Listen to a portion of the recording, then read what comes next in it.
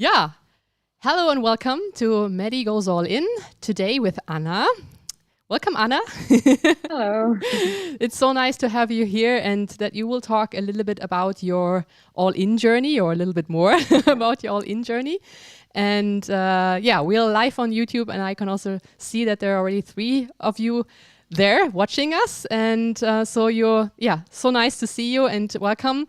If you have questions, I think we will just start with Anna telling us a little bit about her story.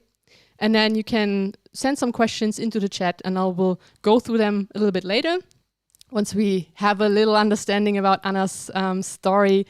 And again, welcome. And we already kind of discussed it in the beginning. Can you maybe just have a little introduction in how the whole eating disorder thing started for you? Was there a specific event or something that you remember where you said, this was actually the reason why I really started looking after my weight, and where everything started to go wrong? You say it like that. Yeah. Yeah, that was something? Yeah, definitely. So first of all, thank you for having me. Welcome. I'm so happy to have you here. I'm really excited about it. And awesome. I immediately remembered 2 situations, basically. Yeah. Yeah. So I got into dieting, my mom did diets, and she was working out, and it was at the time where Germany's Next Top Model was a show, and the personal trainer of one of the jurors was quite famous because he did her body basically, so he made her look like that. And I was very young. I was 14 or 15. I don't remember. And at the time, my mom did these workouts with these shakes, and it was low carb. It's almost 15 years ago now. And I did it with her, and it was fun. But I never really kept on doing it. It was more for, I don't know, just trying maybe, or seeing what she does. I wasn't concerned with my body at all. When I think about how I ate back then, I honestly can't even remember because I didn't care about it back then. It was really not a thing of concern. So, and then I didn't do any diet until I moved to Berlin alone. And it was in my early 20s, and I wasn't moving as much, and there's plenty of food here. So I tried everything I could, and it was nice, Yeah. And I sat all day in the office. So I gained weight, obviously. Knowing what I know now, I would knew that it would have gone back probably. Yeah. As soon as I settled in. But I kind of panicked because it happened quite fast. And then I did all kinds of diets, like these crash diets, water, syrup, cayenne diet, and all the crazy things that are in women magazines, basically. The cabbage diet.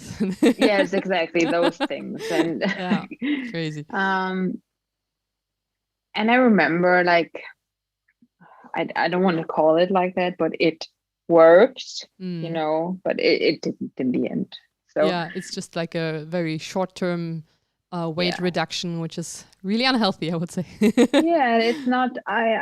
The short term would be nice, but it was days, so it's not really considered time. So it was just a few days, and then and this really, I think,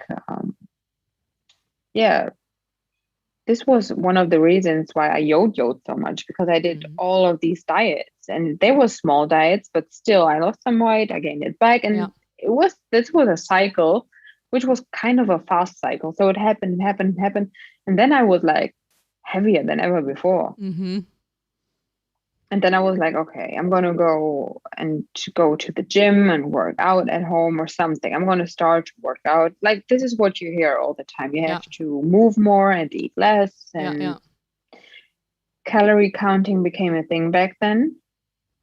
So, this is what I did. And I remember, so people who got into diets maybe know this. When you start, it's actually quite easy. Yeah. So you do this and it works, and you're because you never thought about food or you never manipulated your body that much, it's like you are able to go a very long time with calorie restriction. Yeah. Yeah. It's actually amazing, right? How long the body Yeah. kind of can do extreme stress without much resources.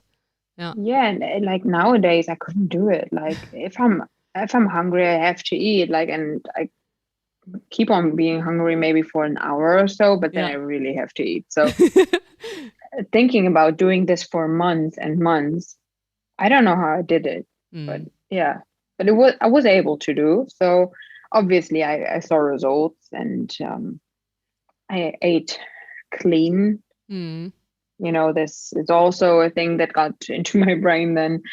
And so there was a good and bad foods and these kind of things. So What I kind tried of to make. sorry to interrupt. I just wanted to have like the timeline. So, how long were you actually in that cycle where you kind of were dieting, going back and forth, and how long is this ago now from the point from today? Oh, You the remember? small diet. If you don't have the Yeah. time, I'm also just curious, like how long it really took you, the whole This is thing. the first time I'm actually really thinking about it, Yeah, because I thought it was from the point where I did workouts, but I now realize that I did these small diets before. So I think it was around 2013. Yeah. So 6 years later, I went all in. Yeah. So it's quite a It took long a little time. bit. Yeah, it's Yeah. not even longer. So I think it could have been also 2012. Yeah. Yeah. No, 2013 is quite correct. Yeah, I think in spring 2013. Yeah. Yeah. Yeah. So was there a specific event or something that happened to you where you realized, wait a minute, this is not where I want to go the rest of my life? Like I have to change something here with the all-in step? Or was that kind of gradually? This was actually the moment in 2019 when I went all in. This was really the moment where I thought, I said to myself, like, I can't do this anymore. It's not able for me to keep up with all this. Yeah. Yeah. So, but now looking back, there was definitely a moment where I should have realized.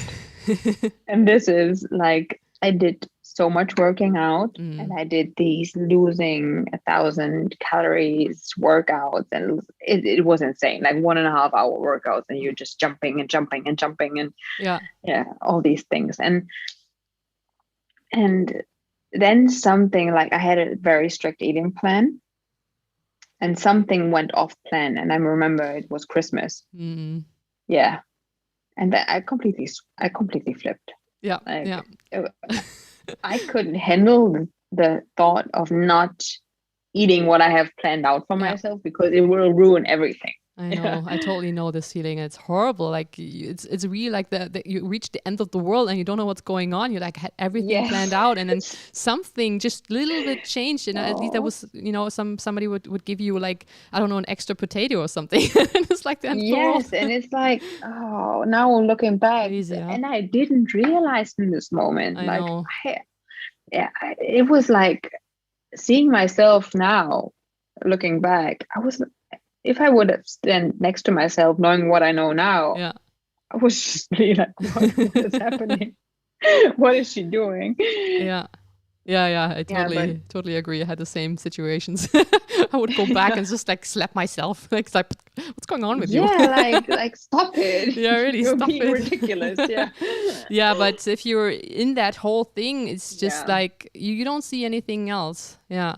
Yeah. So, and I remember like I always were like kind of hangry. I'm a hangry person. If I don't get to eat something, I get hangry still. But it was even worse then. So I was like the world is gonna come to an end. This is how it felt. Yeah, this is not even if you want to keep it up, you can't, right? At one point it's just like it's so stressful to your nervous system and all that you just crash, and then you need to like, I don't know what to do now. So that was basically the point for you where you realized you have to change something.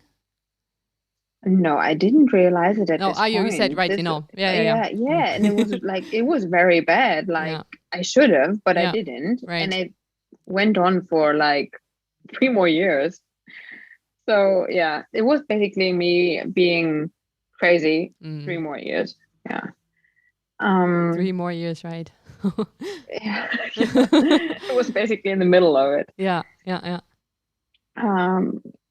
So, and then I always see it as a pendulum. You take the pendulum and you put it on one side, Mm. and you get like very hungry, and you want to eat, and you know, you're just underfed and over exercised, and you should like do something about it.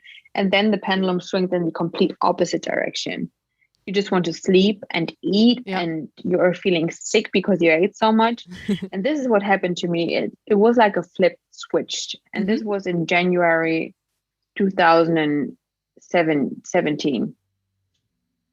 And then I just started to eat and eat and eat and eat, and I couldn't stop. And it was food I was never really crazy about before. I mean, I love peanut butter and these things, but it's not like I want to eat like a whole jar of it. Yeah. Like it was basically, when I think about eating it now, it's disgusting. But I ate the whole jar with bread and even more, and dried fruits, because I didn't have like unhealthy food at home. I'm always saying this in quotes because I don't refer to it as unhealthy, but this is like what you a thought person back then. in that Yeah. state of mind thinks of unhealthy. Yeah. So I didn't had these food that I really craved at home. It was like dried fruit and these things, and it's really not enjoyable. But I still ate all of these because it was the only thing I had there. Yeah. And this happened like for, I don't know, like it happened once or twice a week. And then I got back into my routine and working out and eating less the next day to make up for it. And this is like I think this is what most people go through. Yeah. Yeah, it sounds very familiar. Yeah. It's like you have to make up for the things you ate, and it's very toxic. Yeah. So yeah. Well, basically, how you can also describe it, I really like the way you said with the pendulum. So basically, what the body tries to do is really like pull you into the right direction. Well, like with the binge eating, many people call it the binge eating disorder. I would just say it's an attempt of your body to refuel you with energy, so that you take in the energy you need in a very short time. And then it's the head that kind of pulls you back again, says like, no, we're not going this way. We have to go the other way. And so now you have to make up for this. And then, but it's like a constant struggle between, I would say, the natural forces of your body who wants to have you somewhere else. And then you have an idea of yourself in your head that puts you in the other direction. And the only thing to solve it is that you have to change your mindset. Like you have to realize that this direction where the head wants to bring you is not a good one. Yeah.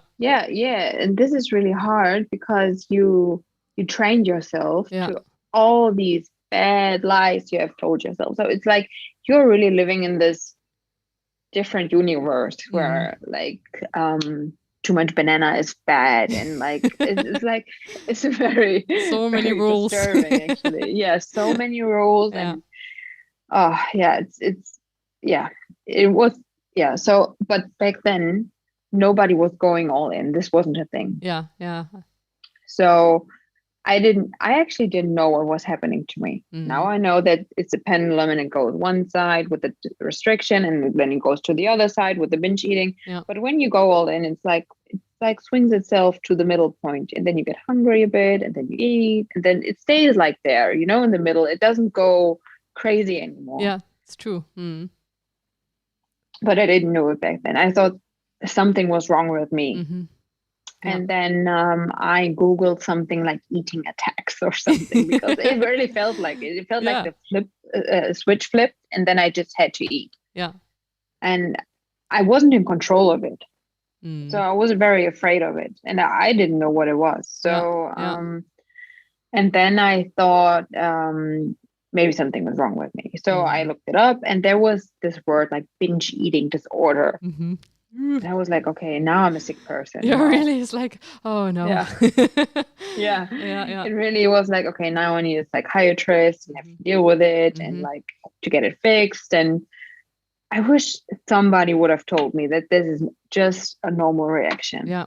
Yeah. That this happens when you go on diets. Yeah. Yeah.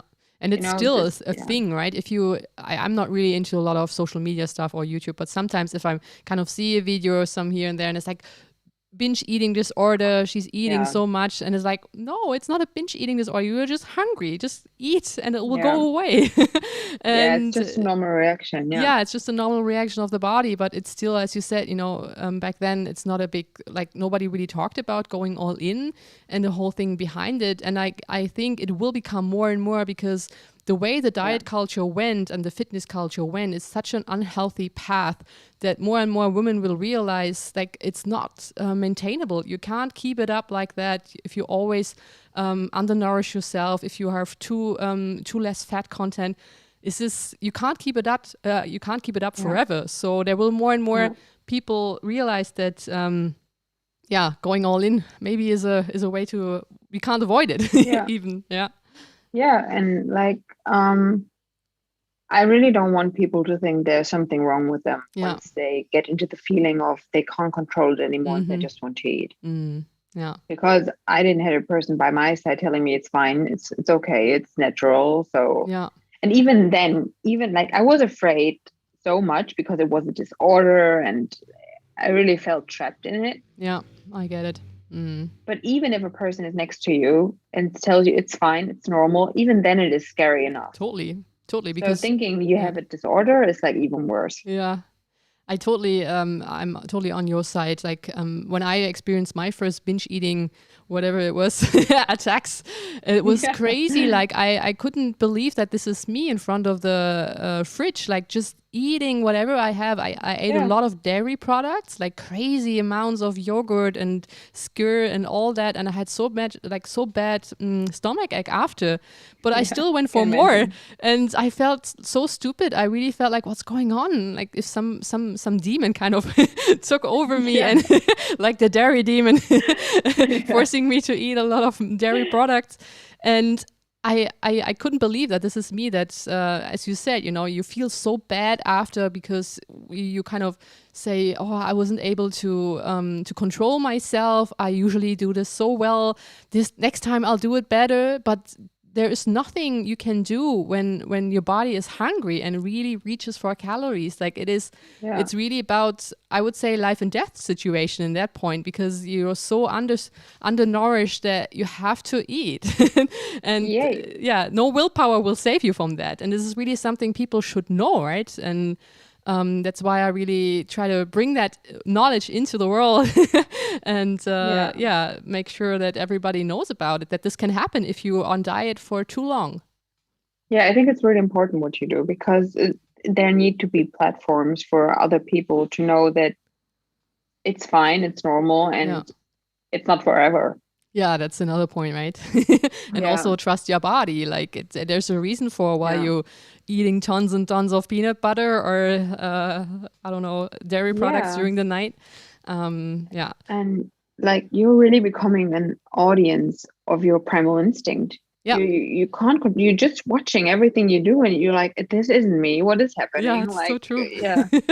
It's scary, but if you look back, right, and then you realize after you know what was going on, that this is basically a life-saving reaction and that you can trust your body, that it was just trying to protect you.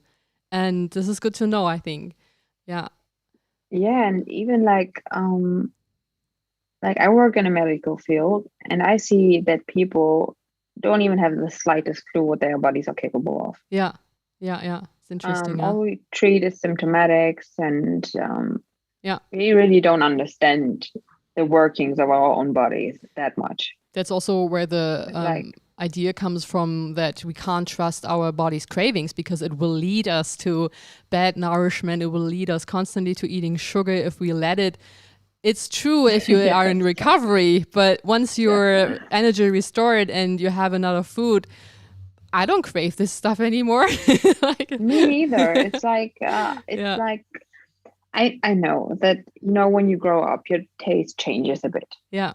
For instance, I never ate olives, but I like olives now. This is like a small change, but I never ate Nutella. I'm just not a Nutella person. Yeah, It me sounds neither. weird for many people, but it's like, uh, Yeah. it's not my thing. Yeah. The same with like a lot of chocolate, and it's nice, but I don't really want to eat it. Like if I have the choice, I don't eat it Yeah. Yeah. now. Interesting. And before all the dieting and Mm-hmm. the binge eating and my body reacting to the dieting. But when I went into recovery, this is all I ate. I ate like every day these English muffins toasted with Nutella on them and so much butter. Yeah. And I don't have Nutella at home now Yeah. because I don't eat it anymore, but I really wanted it. And now Yeah. looking back at all the foods I ate, you really can see that these are like high calorie, dense foods. Yeah. Yeah. It's crazy. Yeah. Yeah. At the beginning. It's, Yeah. yeah. So, but back to your, I would say kind of timeline. So you said, you had the binge eating, I don't call it the disorder. So you had these moments where I really had to eat a lot of stuff. And then you realized, oh, wait a minute, I think I have a binge eating disorder. So how does it went for you from there? What was the next step? It scared me. Yeah, I can imagine. It scared me. It was like, okay, I'm sick. I have to go to a psychiatrist. And I was in the midst of so much stuff in my life. Like I had to go to school and I was working a full-time job at the same time. So I had basically 2 full-time jobs and I really couldn't think about going to a psychiatrist at the time. Yeah. It was like, okay. And especially here in Germany, it's like they will pay for you. Your insurance will pay for them usually. But you have to go through a process, which takes quite long, actually. Yeah, it does. It's not that you go and see a psychiatrist tomorrow and it's going to be like paid by the insurance, No. So I didn't really have the time to go through with all of this. And I'm glad I didn't do it because most likely I would have come to a psychiatrist which was trained like that. It is a disorder and it's never going to be healed. And I'm happy it didn't went for me like that. Yeah, it's true because they don't really know the background. They have like their own idea about things that are as taught in a medical situation, like from their books, and then you're there and then they might lead you without even knowing into the wrong direction, right? Yeah. So I would have trust them basically without even knowing that there is something else might have going on. Yeah.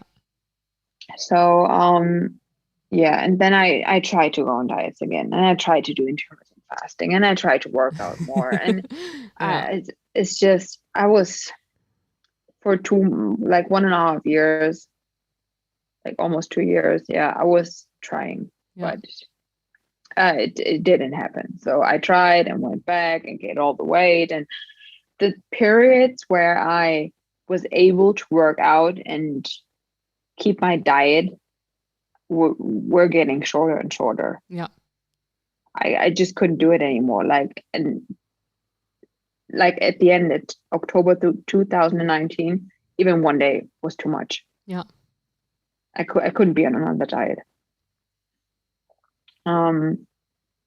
So then I tried to go all in. And back then, I think it was in spring 2019, I saw Stephanie Buttermore talking about it. Yeah, I think this was where she started with it, right? At that point. Yeah, it was like spring 2019. Yeah. And I saw it and I was like, yeah, fine, but because I think my feeling was that she dimmed it down. She was like, I'm very hungry.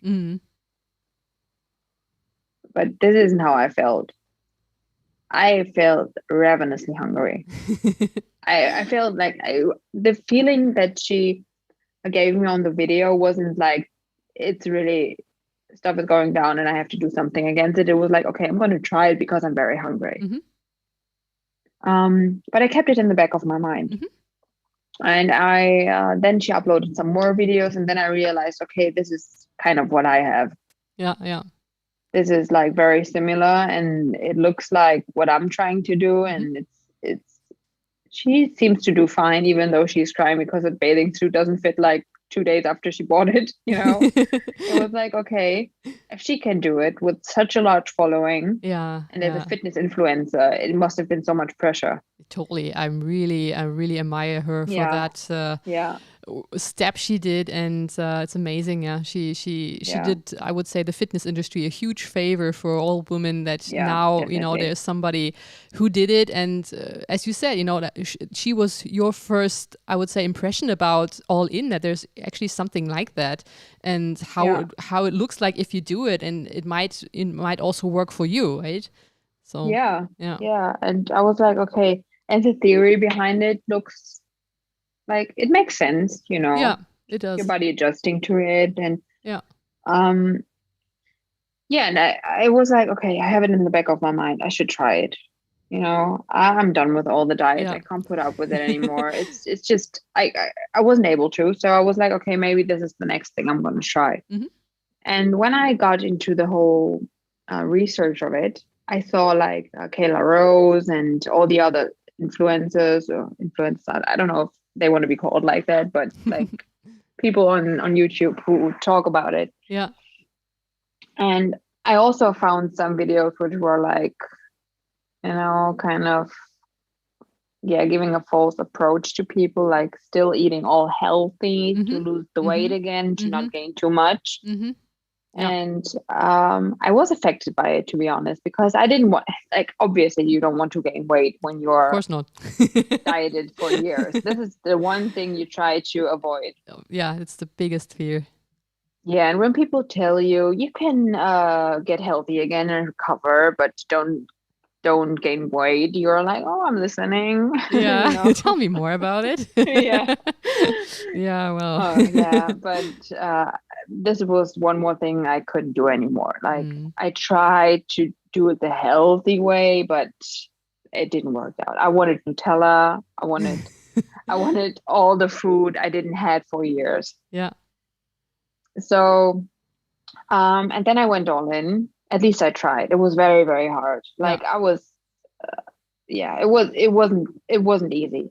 I was eating the food in the morning, the Nutella bread, but I only allowed myself this much. Oh, yeah. It really, really took me a long time to really trust myself and to let go. And Yeah. I then I ate Nutella, and then obviously these two breads weren't enough. Hmm. I would It just was say just that. a snack. Yeah, it was Yeah. nothing, you know. And then It's a little I appetizer. prepared, yeah, basically. So I prepared myself some oats for work. I like oats. So it was like, okay, it's healthy. I can take it to work. I'm Hmm. gonna eat it there. But this hadn't enough calories. Yeah. So it wasn't dense enough. It wasn't the thing my body wanted. So I was still hungry and hungry and hungry.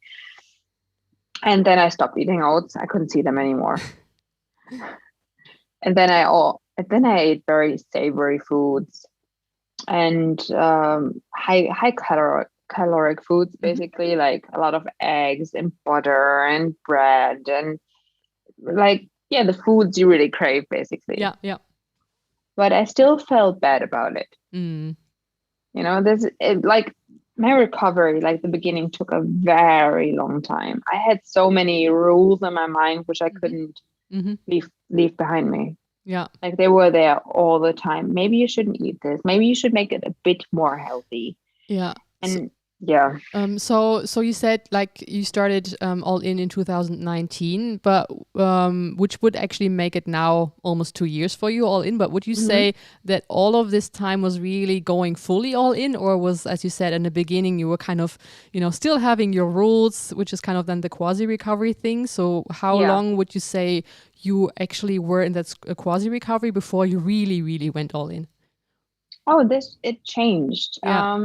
I went into recovery really wanting to. I really wanted to give it the best I have, Yeah. Yeah. Yeah. But then I went into quasi recovery without even recognizing it. Mm-hmm.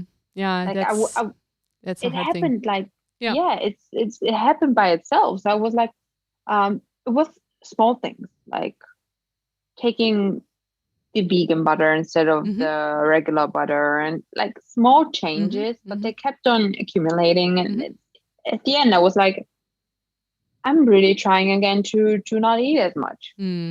Yeah, it's And really then sneaking in back, and then yes, you it don't does. realize it.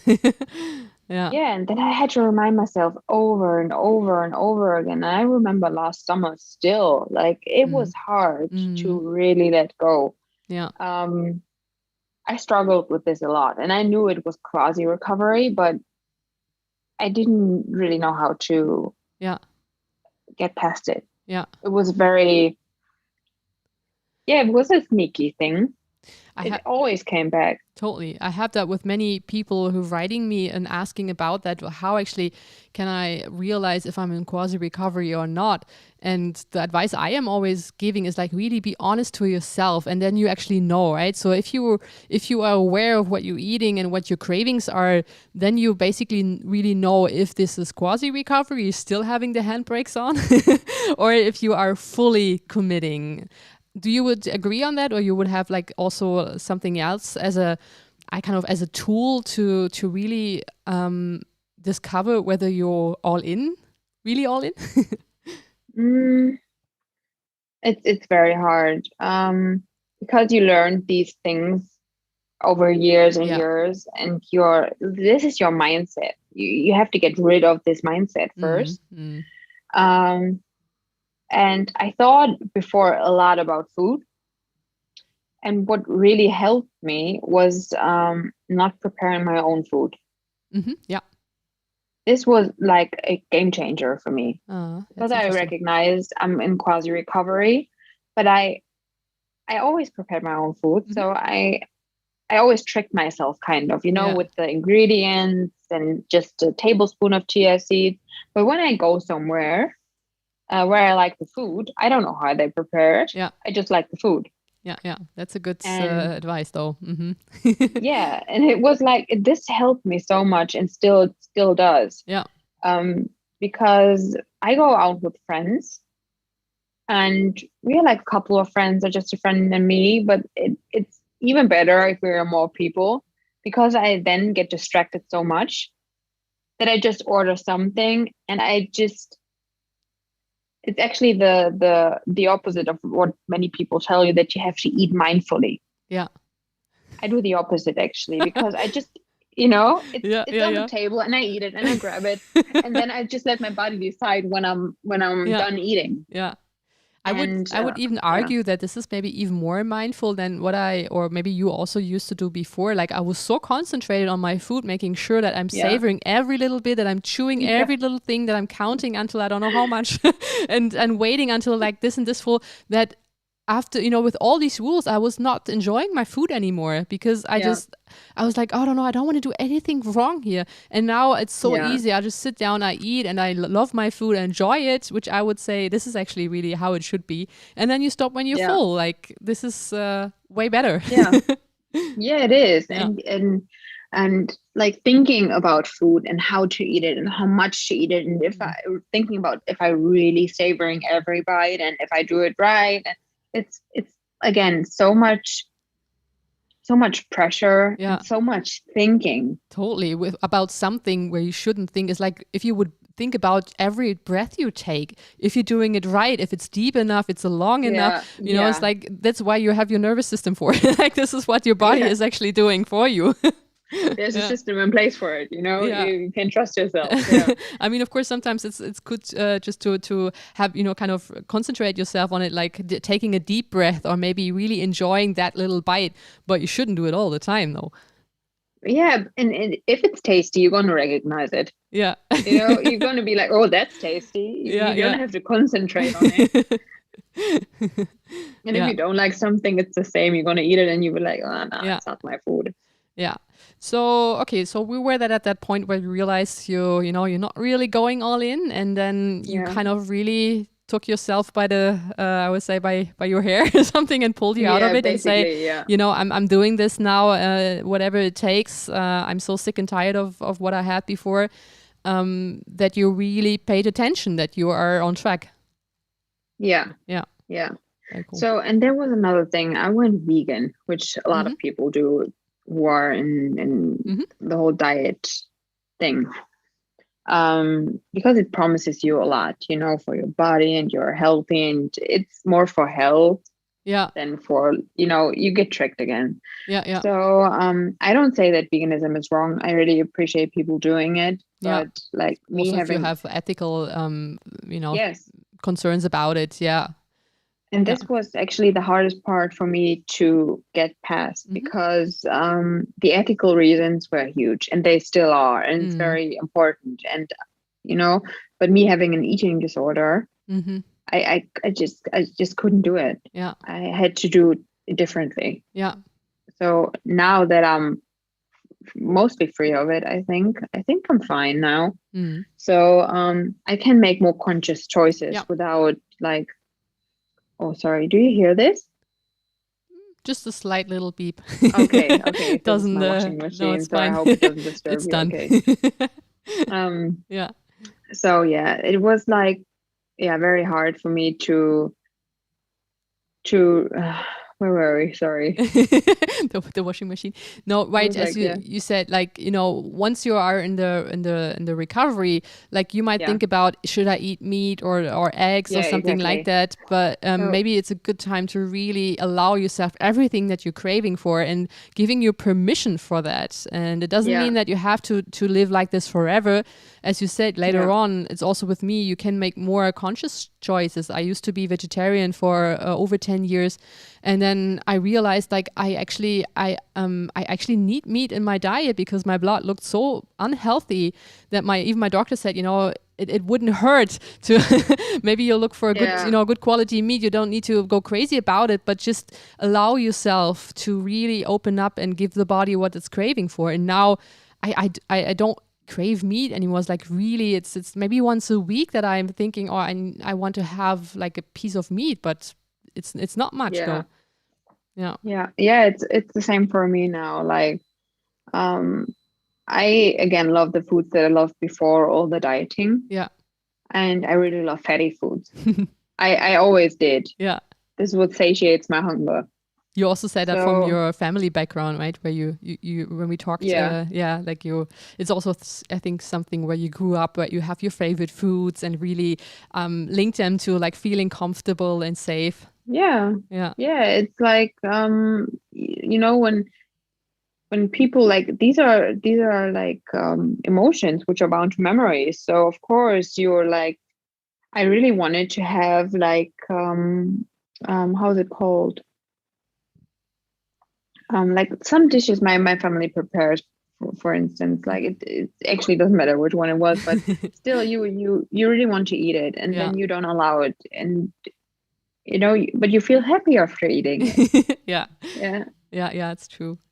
So maybe just like, I see we have 5 viewers. I don't see any comments. So if you guys have questions, feel free to send them. I hope that this will actually go through my system here. I'm not directly on YouTube, but it should pop up here. And if you have so far questions, otherwise, actually, Anna, I will ask you the most important question, or maybe the most question I always get: how to deal with weight gain during recovery. Oh, this is a hard one. I know. It's because that's really the base, like that's to the core, right? Like that's really where it comes to. Yeah. It's hard because it's the same with like the food for me. Not thinking about it really helped me. Yeah. Trying to avoid it like at any cost. Because I didn't look in the mirror. I reminded myself of not body checking all the time. And obviously I had to buy different clothes and like, but I think most of the weight gain now looking back was actually being swollen and again having water retention. Totally. This was like a huge thing. Yeah. And I don't know if it's like that for everybody, but I think it would have helped me if I just knew it was mostly water. It makes sense because water transports nutrients, and like your organs are damaged, and like you have to have water there to get repaired basically. So it makes sense. But now that I look at pictures, I was very puffy. But I didn't look that different, but I was just puffy. My face was rounder. I was, puffy basically. Yeah. So this went down, and it does. Yeah, Like, it does. Promise. yeah, it does. Yeah. I can give And a promise after, to that. Yeah. and after that, I felt quite comfortable, to be Hmm. honest. Hmm. Like, I had the weight gain, but once the puffiness went down, Yeah. I mean, I still have the weight, and I I think it went down a bit. Hmm. I'm not sure. Did you Um, weight yourself during that time, or we really avoided every kind of number and scale? I did avoid it. Yeah. Yeah. Yeah, I can also and really recommend that to everybody. Like, yeah, don't step and on a scale. I did that a couple times, and every time I regret it. yes, and I tricked myself into stepping on one. Like, I was like, oh, there, like, I don't have one at home. Yeah. But when I went to my Yeah, parents' me house or neither. to a friend's house, I saw it in the bathroom, and I was like, oh, maybe I should step on it. But Yeah. no, I just don't do it. No, I really also like don't do it.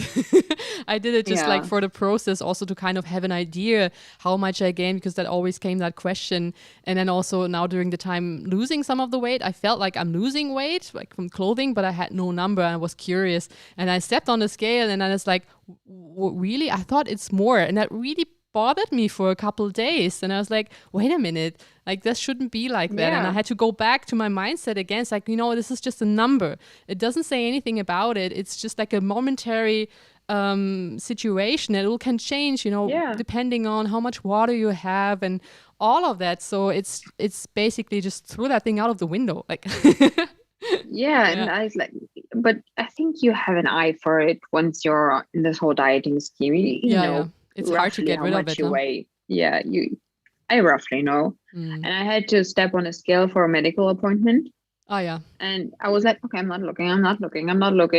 And then I looked, and it was just a second Yeah. that I It's like, wasn't aware of it, but I saw it. And then I saw it, and I was like, I still hope that it's lower. I know.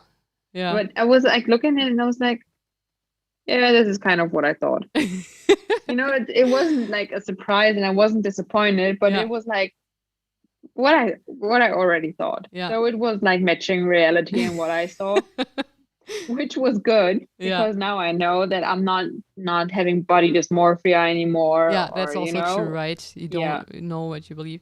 Did you like gained a lot of weight during your recovery? So from what you Um, felt like? well, because my recovery took quite long, Yeah. Yeah, it's and hard to say, yeah. I was in quasi recovery, but I know that I know my lowest weight and I know my highest weight, Yeah. Yeah. and it was 16 kilos difference. 16. 16, Yeah. Mm-hmm. like 1.6, Yeah. or 1.7, I think. So 17 Mm-hmm. kilos.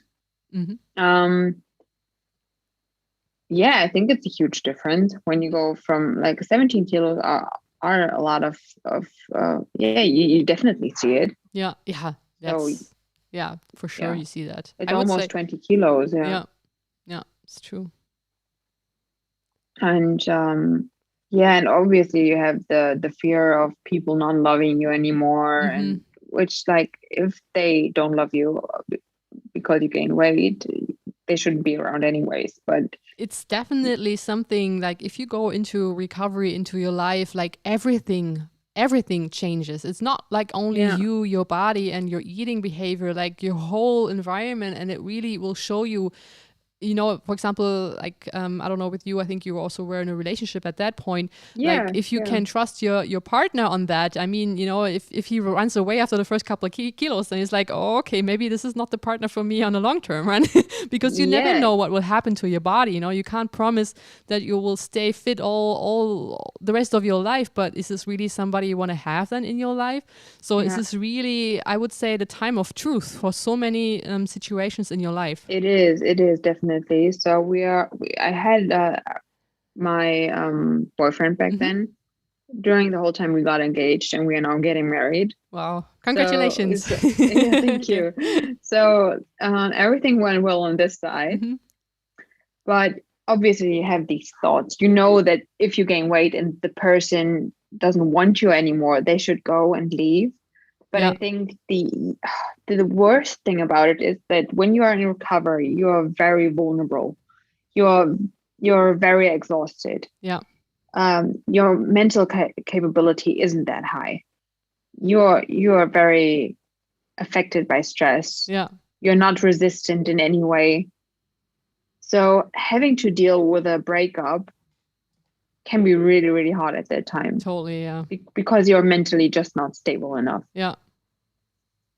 And I think this is the worst part about it, because getting back into that, now looking back in this time, like before recovery even, I didn't have as much confidence as I have now again. So even though I gained weight and I'm not as skinny anymore and not as fit anymore, Mm-hmm. I have more confidence because I don't shame myself anymore.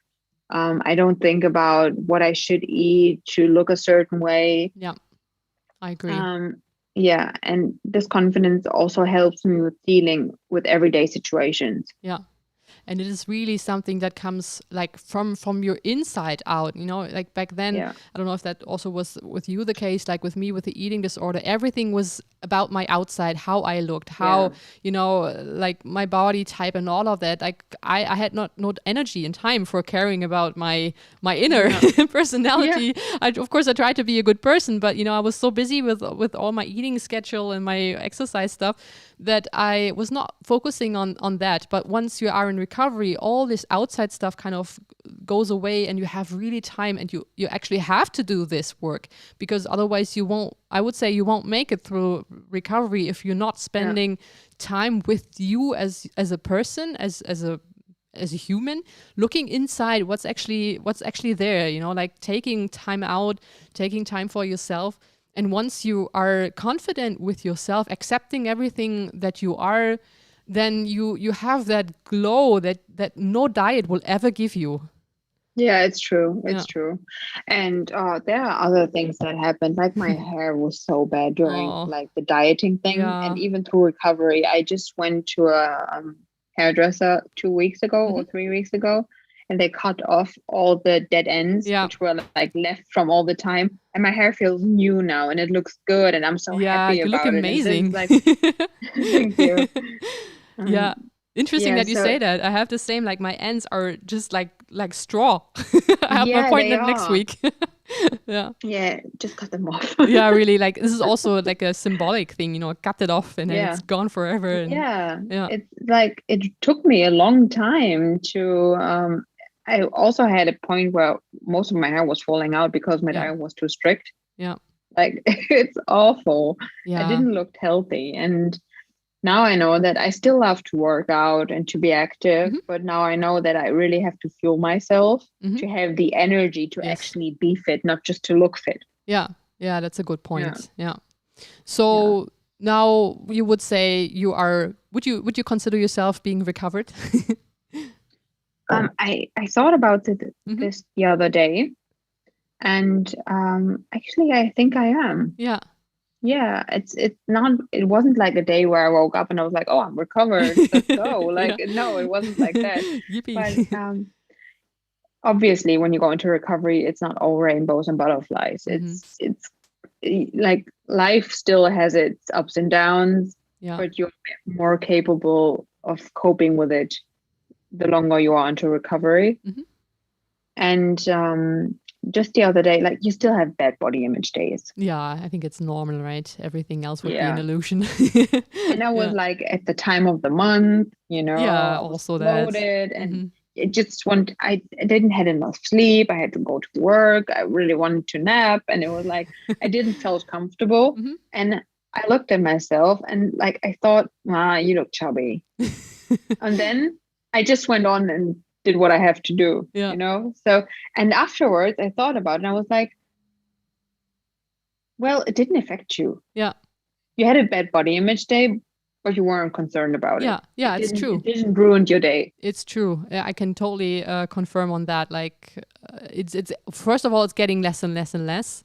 Like most of the time, I look in the mirror. It's like, "Hi, Maddie, how are you doing? You look beautiful today." Something like that, you know. You don't have to please, but you're just like, you feel comfortable in your body, just as you said. You know, you feel very, very happy and healthy, and it's such a nice feeling that when your hormones are in check. And I think this is a big thing. Like, this is if you have a regular cycle, like the hormones, they do actually everything for you. You'll feel happy most of the time. You don't need to do anything for it.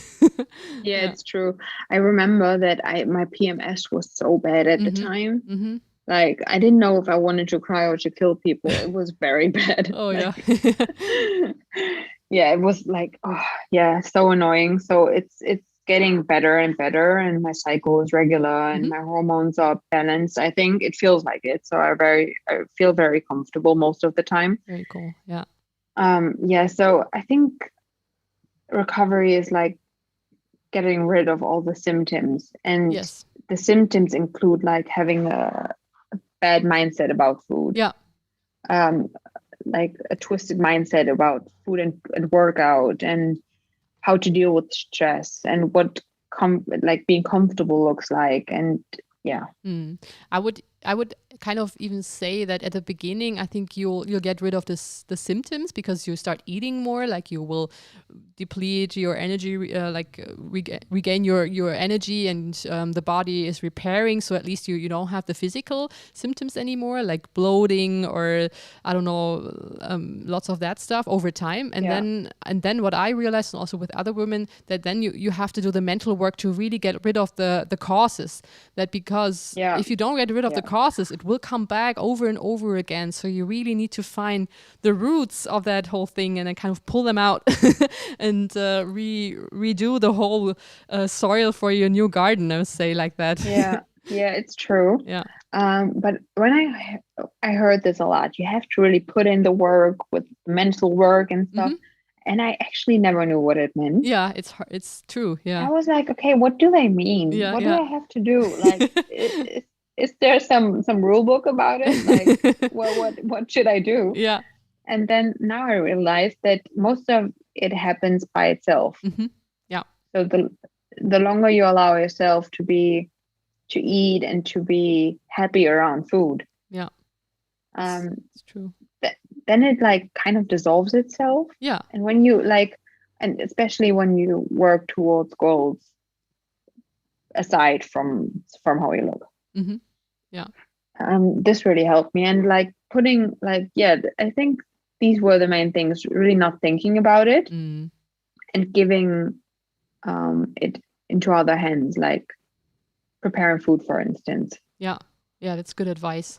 Also, you put it well with because I always get this question, how to reprogram your mindset, and I try to put it into words, or like how to do it. But there is no program, or there is no magic pill for that. It is really every day allowing yourself to eat to full satiation and whatever you want, whenever you want. This is basically all you have to do, and the rest will figure out on its way. And when you get scared, that you can get scared, you can hide away for a while, but then go back and then say, well, I'm doing this now because I want to put everything in to see what will happen if I allow my body everything at once. So, and if you do this every day, like a little warrior, kind of, every day showing up, you will come to that point where all of a sudden, like a half a year passed and you're over your weight plateau, and maybe it's already going down, and you feel comfortable, and it's like, wait a minute, what happened in between? Like I was worrying all the time, and now it's good.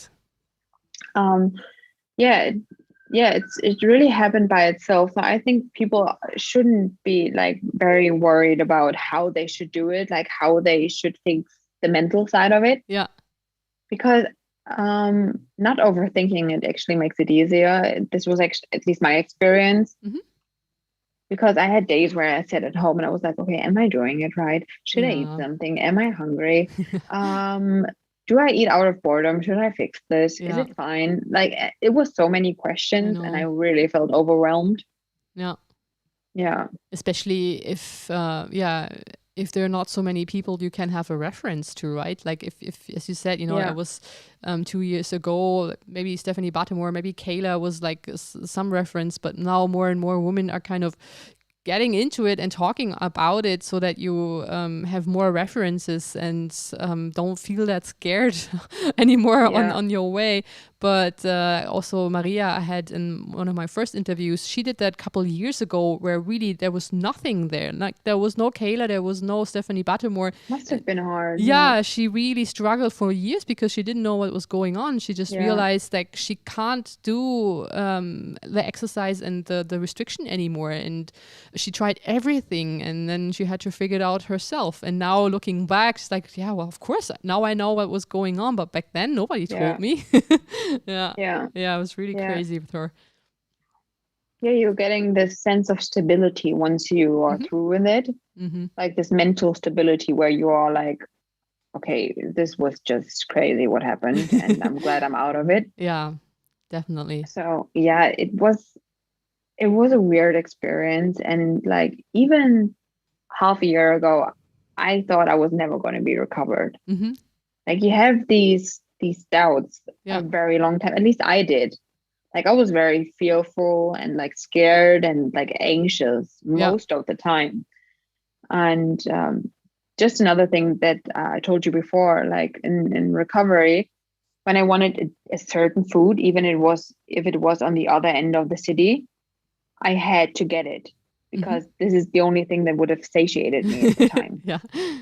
So, and this was annoying because I don't have the time to go to the other end of the city just for eating something, but everything else wasn't the thing for me. So I had to eat it. And then my body was like, okay, fine, we ate it. Next thing. And now it's like, I think about food I really want, but if it's not available at the time, it's fine. I eat something else. And then maybe 1 or 2 days later, I can always drive there if I have an evening off or something and just eat it in peace, without rushing, without being concerned how to get there as fast as I can. So yeah, recovery is quite stressful, to be honest.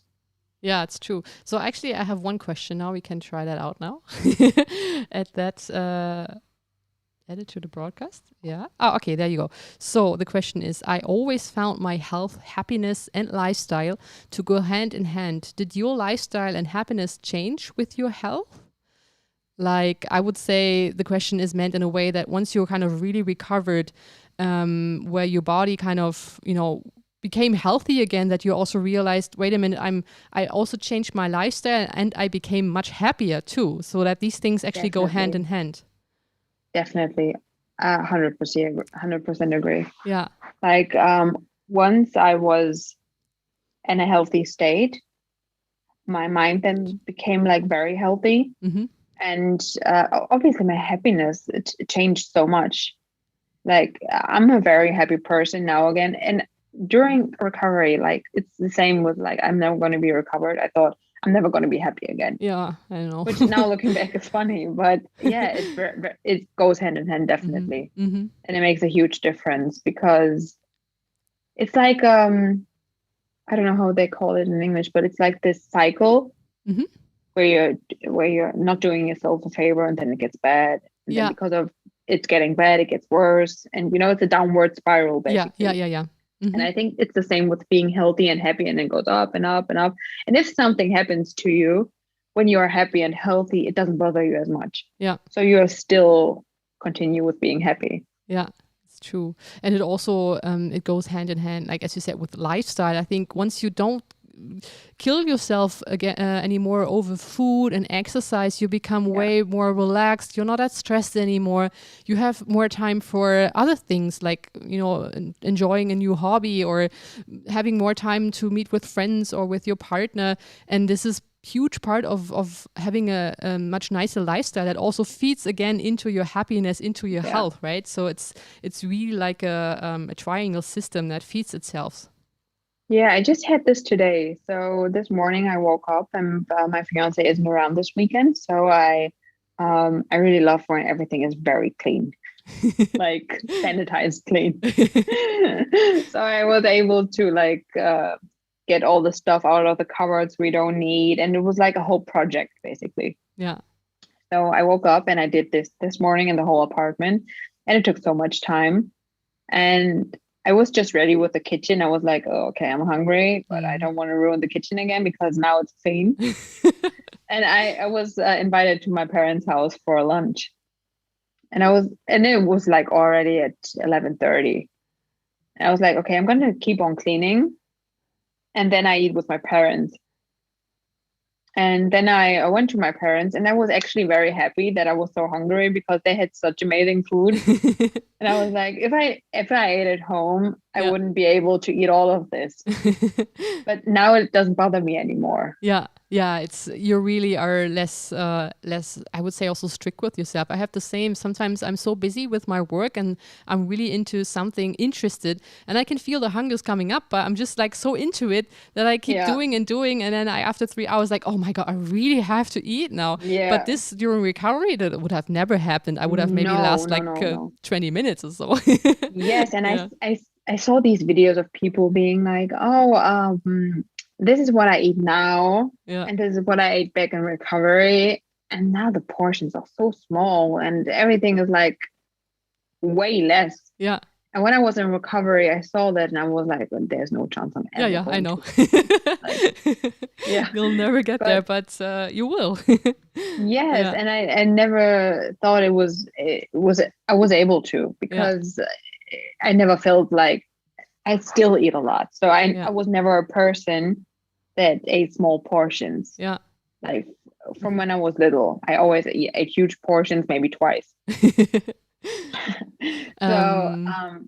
was a thing I really wanted to do. Like I wanted to eat small portions, but now I'm fine with just eating the portions I want.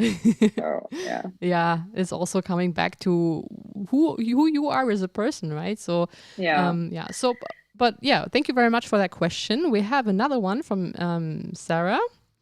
Hi, Sarah. Added. So, what was your extreme hunger like? Was it mental or physical hunger, and how long did it last?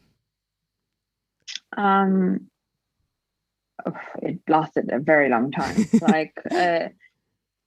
Like compared to other people, I think it took like over average long. Mm-hmm. Like above average, definitely. It was like, and it wasn't a physical hunger, because I didn't even know what my physical hunger felt like anymore. Mm-hmm. I was like, I wasn't getting the clues of my body. I was like, okay, is this hunger? Isn't it? Is my body? It's like, and it was definitely mental hunger. Yeah. Definitely. This was the scariest part about it, because I didn't feel like being hungry, but I wanted to eat. And my mind was like, go eat. And I was like, this can't be. Like my body doesn't sending me any signals. And how am I supposed to eat? But now I know that all I thought about back then was food, and I had to eat. Mm-hmm. Yeah. And nowadays, I'm not even getting to the point of physical hunger anymore. Like these thoughts are creeping in, like, oh, food, maybe food. And then I'm going like, oh yeah, you should eat. And then I just go eat. And then that's it. I actually rarely at this point where my body is like, where I hear my stomach growling. Yeah. This rarely happens anymore. I don't feel very hungry or very satiated anymore. It's just like in between. What was really, so first of all, hi Sarah, it's so nice to see you that you're here, and for that question, but also maybe you can go a little bit more into the detail, like what was really your extreme hunger like, because you said when you watched Stephanie Buttermore and she was like, okay, maybe I'm going all in, I have that hunger, and you were like, I am so hungry. What does that really mean for you? Like you were thinking about food all the time, and how was that for you? Yeah, it was like, actually I was quite a lot rude to other people, because they talked to me and all I think about was food. Like it was like, okay, where I'm gonna go eat next, and what should I grab when I'm on the way home? So it was a constant thing. It wasn't leaving my head. And I basically witnessed it when I was binge eating. So I know that this was extreme hunger. It was like the name is, it's extreme. You really want to Yeah. eat, and you want to eat a lot, and it's like it's not getting off your back until you did it. It's like there's this pressure that you really have to do it, otherwise it won't leave you. Yeah. I remember Yeah. because I also did like the intermediate fasting, like 6 hours eating and then the rest not. That when I went to bed, I was thinking about all the food that I'm going to eat once I'm allowed to eat again, and I was so excited about it. Yeah. But at the same time, I was just so hungry, and I still to that day I don't know how I actually went through this, because that was pushing myself again and again over this hunger cue was beyond, I don't know, it was like over humanly forces I needed to do it so. And I'm still amazed how I managed that. But now, as you said, I don't even come that far anymore, that I'm really feeling like I'm physically hungry. I think about, okay, now I should eat something, what I'm feeling like, and then go eat, and then I'm done until the next time. But back then, everything I was thinking was food, and I couldn't concentrate about anything else. Yeah, it was the same for me. I actually had to work, but I couldn't. Like, I was at work, but I wasn't there mentally. Mm-hmm. I was like in the fridge somewhere thinking about the food I'm going to prepare, like in the supermarket, going through everything. Yeah, so it's like, it took, the attention of most of the things I did at the time, because I just thought about food all the time. And I was like, when you're in a regular society with people not having this problem or going through recovery, and you see people eating, you're like, I want this too. Like, it's not even your own food. You want the food of anyone else around you too. It's like, totally. Yeah, it's like, I should get that too, and I should get that too. And then you get ideas, and you're just like, okay, how am I going to eat this later on? Like, I had that many times with my boyfriend. Like, he was eating proper portions, also pasta and that. And I thought, like, maybe I'll just have a little bit of it, just to, just like having the taste. And at the end, I just wanted to eat his whole food and mine. But I was like, I can't do this. I can't eat so many pasta. I really wanted. Yeah, it's basically like a very, like, time-wise, a very long feast. Yeah. It's just feasting until you can't. Like, I have this nowadays where I eat a bit too much of something, and I'm like, oh, I can't eat it anymore. It's just too much. Yeah. And it's kind of the same, but for like a year. Yeah. Like, did you also experience that, like, for a long time you couldn't eat vegetables and salads and stuff? Oh, I hated them. Yeah. Like, still zucchini, because of all the zucchini noodles I ate. Still not eating them. Yeah, it's like, I love porridge, but because of the convenience, like overnight oats, this is just about the convenience. Yeah. If I had the time to prepare myself a savory type of food with eggs in the morning, I would do that, but I don't have the time. So this is just out of convenience. Yeah. But like, still, I like vegetables. Like, sometimes I love a bowl. Yeah. Did you also something fresh, but realize that time in recovery where you came to a point where you were not hungry at all, where you really kind of were thinking like, I have to eat, but I'm not hungry. Like, I don't have any appetite, because I lately, like during months 8 and 9, I had it, and also now I kind of feel it, like I sometimes have to remind myself to eat, first of all, and also to make sure that I eat actually enough calories a day. I don't want to push too much, because I think maybe, this is like a reason at the moment. It's very hot outside. I don't feel like having a lot of food at the moment. But sometimes I'm not so sure if this also, creeping back in is like, you have to lose your weight again. okay. Yeah. I totally get that, because you're afraid of it, you don't want to go back. So obviously you are like, okay, I should eat, so I'm fine. Yeah. But I always had a big appetite, even before my diets. Yeah. So when people say, like, my husband, or almost husband, my fiance, is like a person who says, oh, I forgot to eat. But this never happened to me. Like, even before the diets, I'm not a person who forgets to eat. But I'm not scared of it anymore, because when I was on all the dieting thing and I got my appetite, which was normal for me before, I was scared of it.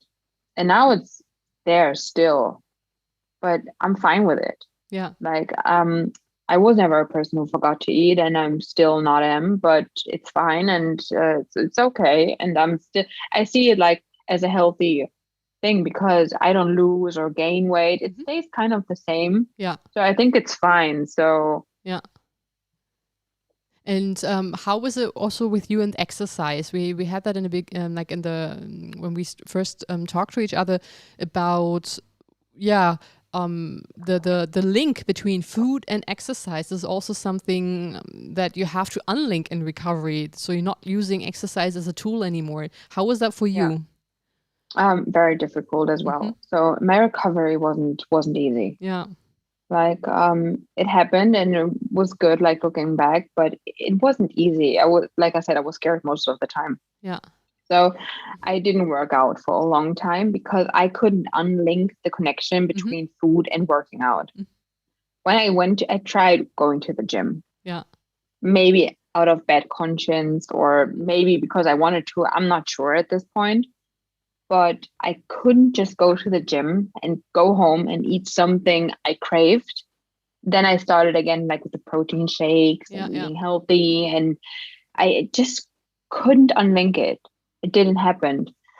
And once I got to the point where I was like happy with my eating, I went back to the gym and still then it was like, okay, maybe you should eat more healthy because you're worked out and you wanted to work. But then at this point, I really had to be like, okay, I went to the gym, but it doesn't matter. Yeah. It's not connecting. Yeah. Or it's not connected to what I eat now. Yeah. Yeah. So it was also like a learning curve there. So I really had to push myself again to eat something I craved even after I worked out. For instance, a salami pizza or something like this. Something you wouldn't eat when you work out, you know? Did you also have the same like kind of problem where you realize, okay, not only because you want to look a certain way and using exercise as a tool, but also realizing, okay, everybody's talking about exercise, it's good for your health, I want to make sure that I keep up my cardiovascular system, and so that you kind of that these thoughts came back into your mind and making you kind of exercise although you didn't want it to. I did that in my last update where I kind of stated that I had that problem, and I also wrote Kayla about it, and she was nice and answered me, and she said, she had exactly the same issue, and she knows also many other women who have that. Like even after a while being in recovery, that these exercise compulsions can come back, and this is actually a big trap for many women because they don't know that this can be a thing, that this actually can pull you back into your in your process, that you really have to be aware of. Why do you want to exercise? Is it because you want to move your body and it will feel good for you? Or is it because you're feeling guilty and you want to, I don't know, you have several reasons you need to do this? So how was that for you? It was kind of the same as with the dieting. I was so fed up because I did it just too much. I just worked out 5 to 7 times a week. And it was so annoying, and I was dreading it. I remember times where I wanted to go to the gym and instead started eating because I then had something to do so I don't have to go to the gym. Yeah. Like it was at that point where I just couldn't stand it. And recovery for me was actually the perfect excuse not to go to the gym. Yeah, I mean, if not then, when else? It was perfect because I was like, no, I'm in recovery. I can't work out anymore. And I was so fine with it. Yeah. Sometimes I saw people around me, and compared to them, I was very lazy. But I couldn't be bothered by it. No. I saw them working out and I was like, no, I'm just going to lay here. Yeah, I'm yeah. not doing that. I have was- that. I have that sometimes too with now, because I'm like, I think almost 2 months now I stopped with exercise because I also realized I needed a break from it.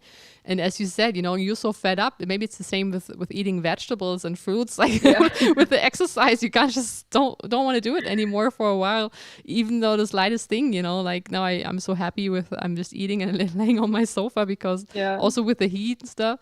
But I know that it will come back, and I'm actually really looking forward to that because I always liked moving myself. I always liked the dancing or the weight lifting or just learning new skills. And that now I actually know, once I'm really fine with all of this, I can just do it out of enjoyment. I can really learn new skills because it's fun. It's fun, like maybe learning a handstand or something like that. And I don't have a goal in front of me where I want to lose weight with exercise, but just like I'm doing it because my body wants to move.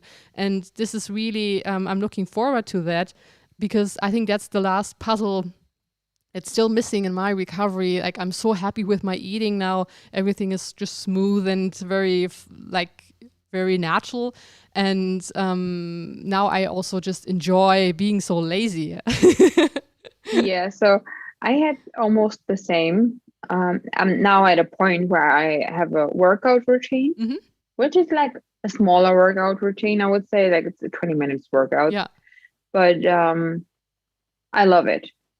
Like it's a very positive influence. Yeah. It's not linked to my eating. I told you before, like I can do a workout and afterwards go eat a pizza and it's fine. Yeah, yeah. But I feel happy like because I moved, and I had a point where I was like going up the stairs and I was so exhausted when I was like in the floor I wanted to go to. And I was like, okay. Then I got sick of being so unfit. Then I was like, okay, I have to do something. And this is like, it's a mix of cardio and strength. And I started like in the beginner level. Yeah. And now it's getting easier and I'm very happy about it. Yeah. It's just me making progress, getting fitter. It's not like losing weight or linked to how I look. It's just, I see that I can work out without getting exhausted after 2 minutes. Yeah, I think it's also once you actually also feel that your body is kind of, that you feel you want to move again and you want to kind of maybe, strengthen yourself again. Maybe this is exactly the sign you need in order to restart. And then because you feel good after, you feel like you did something for yourself, and but you don't feel like you have to do this because you have in your mind, okay, I need to do it in order to I don't know, do this and that. I think it's really something you have to feel yourself into. Yeah, and the point where you are now, where you're like, okay, I'm fine with my eating, I'm happy with it. Yeah. I had this for 9 months, where I was just happy with my eating. Yeah. And I kind of thought about working out, but not really. Yeah. And I was like, yeah, I could, but no, I don't want to. Yeah. Yeah, that's exactly right. Yeah. And it was quite a long time, actually. Like 9 months is a long time. And I was like, I was fine with it. So it wasn't like 2 weeks and then I was like, okay, I'm going to work out again. It really took me a long time. Just being happy with how I eat. Yeah. I went actually back to exercise because I really enjoyed the movement again during my recovery I think it was month 7, 8, and 9. So I was really good in a routine, and then I realized, ooh, something is creeping back in. I didn't feel like doing it every day anymore, and I felt weak. I just wanted to lay down and relax, and then I realized, okay, now actually it is time to take off. So it's a good time to really take off the time and not doing anything and waiting until this this is over. Interestingly enough, I still feel like I'm going down in my weight, like I'm going, I would say, losing some of the overshoot weight without doing anything. I'm just eating and sitting and not doing anything, and it's just so easy. But I also realized, maybe this is my body's moment at the moment to kind of or like bring things back into a new order, and from there I can start again with exercise. Maybe at first I need to get rid of a little bit of more weight to make sure that I can, like do handstands safely or something. That was exactly something with exercise where I realized I got so heavy. There was like a weird kind of body feeling. I don't know if you had the same. Yeah, and workouts get heavier too then. Yeah. And then you are easily exhausted. Yeah. Totally. So yeah. I have one more question. So that's for me, the question. Okay. So how was it for you, especially in the beginning of the recovery? Do you had a lot of like pain and we already talked about the swelling, but also did you feel like the joints were really painful, and had you stomach issues? So many things people are complaining or like actually using as an argument against going all in, because they realize, oh my God, now it's actually so much worse. My hair is falling off and I feel tired all the time. My body hurts all over. How was that for you? And was that actually kind of concerning you a lot? My knees hurt. Yeah. This was a thing. I didn't sleep that well. And I was bloated all the time. Yeah. check. But it wasn't like some people have it that they are sleeping for months and months and months. And I didn't have that gladly, because I had to go to work. So I wasn't able to, but I don't know how it would have been if I just were at home. So maybe then it would have kicked in or something, but it didn't for me. So besides these three things, my body, but like physically it was okay, but mentally was the hardest part for me. Like this really was, I was struggling. I wasn't stable. I was like anxious a lot. And like my body was like seeing the circumstances, it was actually quite good. Like, of course I gained weight and like I didn't feel good and my knees hurt and I was bloated. But compared to the mental aspect, it was okay. Yeah. And did it last long, or you were kind of the first couple weeks it was getting better? Do you still hear me? Yes. Yeah, okay. Because my phone, like my headphones are like out of battery. Okay. It's a little more like echoing, but it's fine. I hope it doesn't bother people. No, I think you'll fine. And no, keep going. So I just put them in the case so they maybe get back up to their state. So the physical part, I think it went down a bit by bit, but it was unrecognizably slow. Yeah. So it was like, now looking back, I think it was most of the time I didn't feel comfortable in my body. And then it slowly digressed without even me recognizing how it went. Like one day I thought of it and I was like, okay, it's actually good again. It's fine. It's healed, basically. Yeah. All right.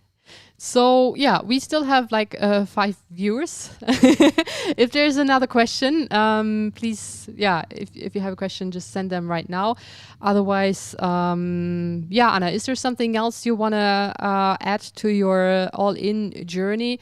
I think we covered a lot of the topics, and it's so nice to see you now happy and healthy, and that you kind of, overcame all the obstacles on your way. And I totally can feel with you how hard it must have been.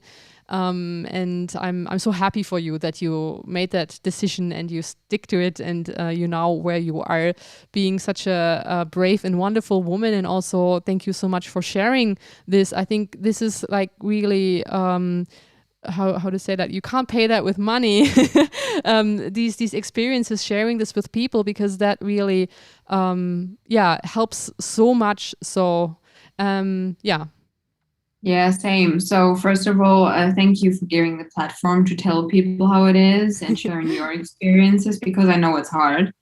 And it was the same for me, because you live in the same area as I do. And I saw people online living in the US, and they were far away. I mean, these are real people, but they they weren't like reachable for me in that case, in that sense. It wasn't like the US is like a different planet for us here. It's like not even, like, you can't touch it really unless you go there. Especially people like, I would say, Stephanie Battemore, who's so so popular and so into it. Like, it's really, then you might think of yourself, I don't know if I can do this. This is like as a woman, she has so many support and she knows so much about this whole fitness industry and stuff. And then you're asking yourself, I don't know, what about me, little person here? But everybody can do it. And it is hard, but it is so worth it. And this is what I'm hearing over and over again, what I see from my own life, what I see from you and other women. And I'm hoping that this content, these videos will help people, will help women and men, and everybody who struggle with food and exercise compulsion to really stop and find a way to become happy again and to become free with all this, because this is not how you supposed to live. You shouldn't think about food all day. We actually got another question again from Sarah. Yep. So again, about the extreme hunger. What about, did the extreme hunger go away gradually, or was that also, you woke up one day and it's like, oh, no more extreme hunger? Oh no, and this also took a long time. Yeah. Like my recovery was kind of torturous. It was a very slow recovery, and the extreme hunger, same. It went down bit by bit by bit. It didn't happen overnight. I slowly ate less. Would you say it took so long because you were not really going all in, like at the beginning, that it would have kind of shortened the process if you would have really ate everything you wanted to? I had so many mental obstacles that I just couldn't do it. I couldn't go all in right away. It wasn't possible for me because there were so many rules, and my mindset was so like manipulated by all these things I have learned that I wasn't able to. I had false beliefs. I didn't know how to eat properly. Like everything I had to unlearn again. And to learn again, and this process took so much time. I wasn't even able to go all in right away. I wish it would have been that way, that I just woke up and be like, okay, I'm just going to eat whatever I want. Yeah. But it was very hard. This is actually so valuable what you're saying, because many women have the same problems. They think something is wrong with them because they're not able to go all in right away. But this is just so natural that it's like, asking yourself after, I don't know what is a good comparison, but really like breaking everything down you learned so far and like moving into a different country without any preparation or something like that. It's like really there are so many questions, there are so many things you have to think about before you come actually to that point where you can go all in. Even though you might want to, there are things you have to learn before, and this is part of the process. This is how it was for you, and it was exactly the right thing. Of course, looking back, you can always say, I should have done this better or that better. But this is how you did it, because we are all different. We all have different experiences, like all the beliefs you gathered over time might been different from somebody else who might have been able to jump faster into it. But there is no right or wrong here. It's just like the process turns out to be so individual for everybody, and I think this is an important message we can give to the to the people out there that don't, although it's maybe helpful for listening to others and how was that with you and kind of looking at it. But if you start comparing yourself and think you did something wrong because it's it's taking you too long, or I don't know, some things might not come up that others had, like, don't forget about it. If you just eat, if you just trust your hunger cues and what you want to eat, everything will turn out fine. It will. And I saw so many good examples online on how recovery can go. Mm-hmm. And I'm actually like, my recovery wasn't perfect at all. Yeah. And it was very slow and torturous. Oh my God. And even then you are still going through it. Like, I wish I had seen someone who was like, okay, it took forever and it was exhausting, but still it's fine now. Yeah.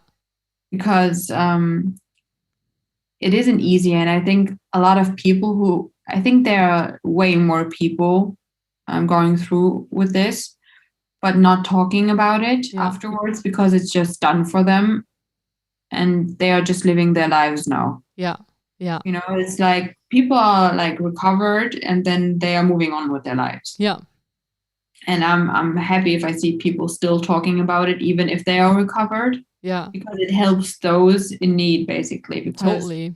I mean, this is also what helped me, I guess what also helped you. So it's just naturally for me to give, many of that experience back the way I can do it, because I know how, I just want to say the bad F word, how hard that the whole thing is. And it scares, it scares everything out of you. I've never done something that was so hard and so scary. And I assume maybe it might have been the same with you, but, still look at us. We're still alive. We're happy. Yeah. I would even say like I was never, like whatever happened to me now, I feel so much stronger. I feel so much more like sure about myself and what I can go through, because I even gained a lot of mental strength during that time. Yeah, definitely. Yeah. So we have another comment. Actually, is it a question? Not really, but it's a comment. So we'll ask at that. That's from Deborah. Hi, Deborah. Nice to see you too. So she says, hi, Madeline and Anna. I'm 8 months all in, still gaining weight, but not eating a massive amount anymore. Some days I worry, but I try to remind myself that we are all different. Yeah, that's right. And again, right here with 8 months, I mean, again, if you ask yourself, how long did you restrict? How bad was it? That 8 months concerning a whole lifetime isn't that much, right? So if your body needs a year, maybe 2 years, and you're still gaining weight, this is just the way it is. And just shows you how much, I would say, like kind of damage your body has, right? Yeah. And I think it's like, I think Deborah shouldn't worry about if it's like not enough food or something, because just as your body did tell you back then when you dieted too much that you have to eat, I think it will let you know again. Yeah. So she just adds to that. I'll show it again. I agree. I bought 2. What is that? Hydrogen up on my own. Oh, I guess she might. She raised 2 children, right? Up on my own. But this has been more difficult than anything in my life. Yeah, it is. Yeah. Yeah, it is. Yeah, really, because it's so scary and you don't know what's awaiting you, and you just totally get into the unknown with everything. And yeah, but and it's very, very different. Like Deborah just said, like we are different individuals, and it's very individual for every one of us. Yeah, it's true. And I think this is what makes it so scary. Yeah. Recoveries that look super easy and like fun, and actually being able to eat everything and just doing it, and then running around and being happy again, but they are like recoveries who went like mine. So like, I did the same. I prepared for the worst. I have to say that, because from what I saw at the beginning, I really prepared myself for the worst. I said, no matter what, it can't be worse than what I'm going through right now in the long term. I don't want to think about food every day anymore. I want to have nice hair again. I want to have a cycle again. I want to be able to have a family one day. And that was my biggest goal. Like, this really pushed me through all of the time, through all of the obstacles that I had, thinking like, okay, I will be able to like be healthy again. And this is exactly what happened. Although, people might say, oh, you gained so much weight, maybe, you have more health issues now. I'm healthier than I've ever been in my life. My blood is fine. I feel happy. So obviously it's not like weight and health, like you can't, it's not that easy as people might show to you. Yeah, and I think people don't see the details. That's another point. Looking back at pictures, I see that my skin didn't look good, my hair didn't look good. Like, there are so many things. Like, my nails were so brittle. Yeah. I was biting my nails. Mm-hmm. And then I stopped biting them, but this was during the time where I dieted. Yeah. So I tried to let them grow, but they were so brittle that I genuinely thought I just had very weak nails. Mm. And then I stopped all the dieting and went to recovery. And then I realized I have strong nails and actually quite strong hair. Yeah. My skin is actually good. It's amazing, huh? These are health benefits that people never have seen before, which bothers me a bit because now when I look at people, I recognize those things, you know? It's like you see if someone is healthy. It's true. Like, totally. Yeah. Yeah. I also have a totally different view on that when I see somebody on the street, and first of all, they have like a really small shaped body, and you can already tell, you know, this is maybe not where the body wants to be. And then you look at the hair and the skin, and you can definitely see like this is not healthy. It's just not. Yeah, and it's not that I go to people and I'm saying, oh, pointing the finger. No, it's because I see myself. Yeah. Because back then I looked the same and I know I wasn't healthy. Yeah. So it's not like I'm judging people by their bodies if they're healthy, but I see these signs that I could have seen myself. Yeah. And I see it in other people and I'm like, yeah, it's also, you know, like you know, it's like, should I say something? Especially if it's like in your friend circle or somebody you know, and then it's like, should I say something or not? And imagine somebody would have told you, and there were many people who told me, you know, you look really thin and it's not healthy anymore. I wasn't listening. I still thought I have no problem. So it really, like, okay, sorry. I was like, yeah, okay, you don't know. You have no idea. Yeah, you have no idea. I have that under control. Everything is fine, you know. And I needed to realize it myself. Yeah, it's the same with everything. Like, if people don't get it themselves, nobody will for you. Yeah. And yeah. So I have another question from Deborah. So did your hair fell out at any time in recovery? Mine is now so badly, I hope it regrows. Oh, I had it twice. I dieted and it was like basically just fasting for way too long. And then 3 months after that, my hair fell out almost completely. And this was at a time where I was still dieting, kind of. Yeah. Now, even though it fell out, I didn't went into recovery. Recovery happened 1 year later. So it fell almost out completely. Then it grew back again, but it didn't look like my hair. Yeah. It was like fragile and gray, like not gray the color, but like it looked dusty. Yeah. And then this kept on like until I got into recovery. And now almost 2 years later, I still chop my hair off like on and on and on and on. Like 2 weeks ago, I had a hair appointment where the last bits got chopped off. And now my hair is healthy again. And it's been like 2018. It's where it first fell out. And it's now 3 years later. Yeah. Wow. It really takes a long time, huh? Yeah, it took a very long time. And it didn't got healthy until I went into recovery. And you actually saw it, like the roots. Yeah. Were thicker and healthier and shinier, and the ends, they were so frizzy and fragile, and they were just like fluffy, and it looked very weird. And yeah, it took a long time, but it happened, and I'm so happy. Yeah, really. It's so interesting. I have the same experience. Like I had always very thin hair. Like when I was, you know, like a teenager, it was actually fine. But then I started the dieting stuff, and even during the worst time where I was stressed in my PhD, I even had to wear like hair. Like it was like not a hair pieces, so something you can put on, because I was so thin up here, and it looked horrible. They were so as you said, brittle. And that was for years. And I was so ashamed of it, you know, like, especially when you meet a partner and you're dating and it's like, oh my God, hopefully he's not touching it. And you realize it's not your own. And then you have to explain yourself. So I was so ashamed. It's like for a woman with you know, the hair thing, it's, it's huge, and now I can see it's like, first of all, it's growing so fast and it's coming out really strong.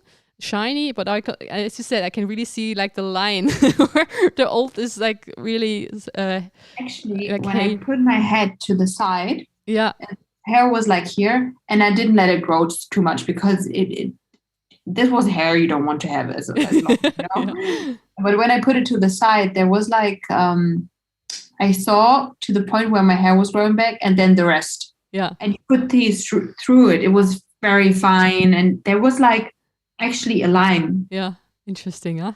My best friend, she is a hairdresser, and she saw it, and she was like, "What happened then?" Like, we saw that this is growing back and it's healthy, but something's still there which isn't healthy. Like a shock, and it's like, it's like, yeah, crazy. And it was even a different texture. I have wavy hair, but this was curly. Oh, interesting. Yeah. So it was like curly, frizzy ends. Yeah.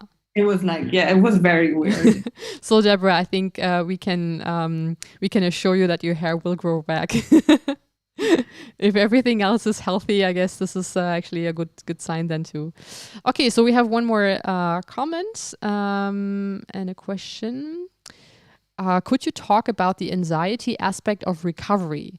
Also anxiety in relation to eating, after eating, for instance. Thank you, and great interview. So thank you for that question. I guess, it's a big topic, the anxiety, but maybe you can kind of summarize a little bit your experience with that. Yes, gladly, because I think it's important to talk about. Yeah, it's the main thing. So the anxiety was there before eating. I really had to be like thoughtful that it's just anxiety and that I have to eat what I want to eat and that it is okay. Mm-hmm.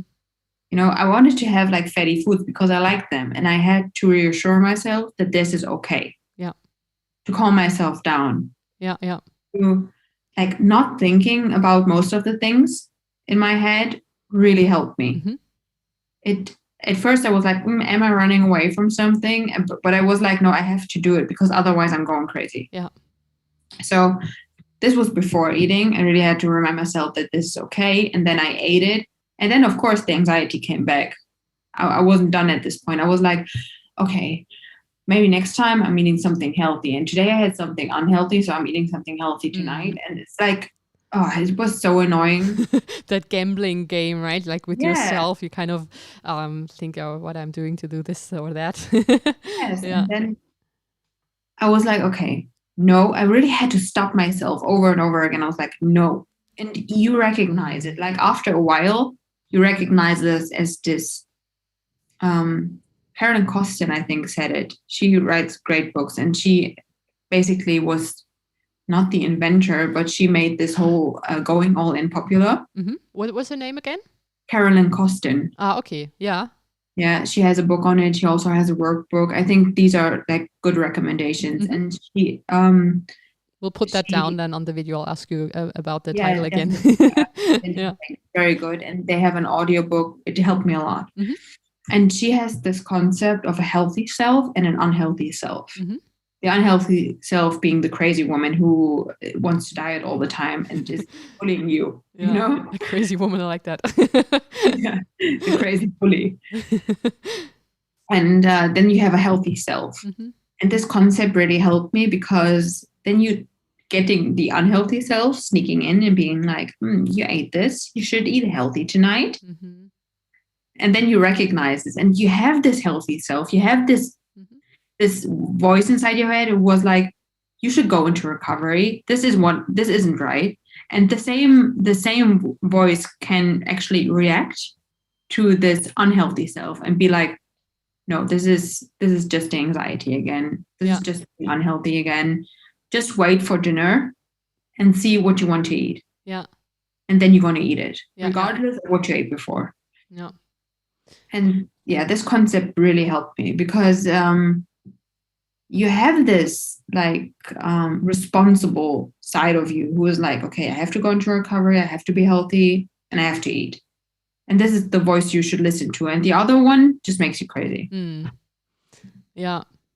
Yeah, I would leave it like that. I can actually really, you put it really well with don't first of all, you might ask yourself, do I have to deal with this anxiety all the time? Do I have to deal with it every time before I eat something, have to process it? But that will just make you crazy. I tried that too, but I realized if I would listen to that too much, I would go back and would be too much in doubt that if what I'm doing right now is actually the right thing. But I really focused on that other voice that said, you have to do this now. You have to eat whatever you want. There is no other option. And that helped me so much because there was no discussion anymore. There was that clear sign, okay, I'm eating this now and I don't think about anything else. And so there was no room for that anxiety to come up.